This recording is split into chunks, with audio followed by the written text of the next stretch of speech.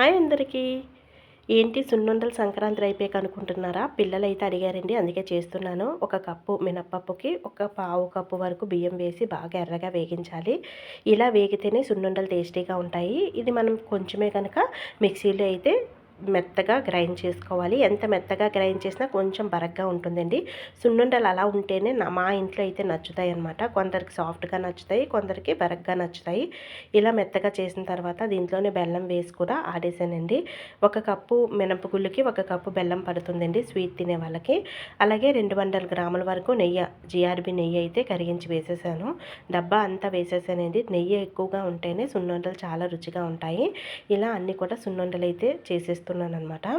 ఇవి పిల్లలకి ఒక వారం రోజుల వరకు వస్తాయండి. ఎందుకంటే తక్కువగా తింటారు స్వీట్, కావాల్సినప్పుడల్లా తింటూ ఉంటారనమాట. ఇది ఇంట్లో స్వచ్ఛమైన నెయ్యితో చేసాం కనుక చాలా రుచిగా ఉంటాయండి. మీరు ఈ సంక్రాంతికి ఏమేమి చేసుకున్నారో నాకు కామెంట్ సెక్షన్లో కామెంట్ చేయండి. మరొక చక్కటి వీడియోతో మళ్ళీ కలుద్దాం.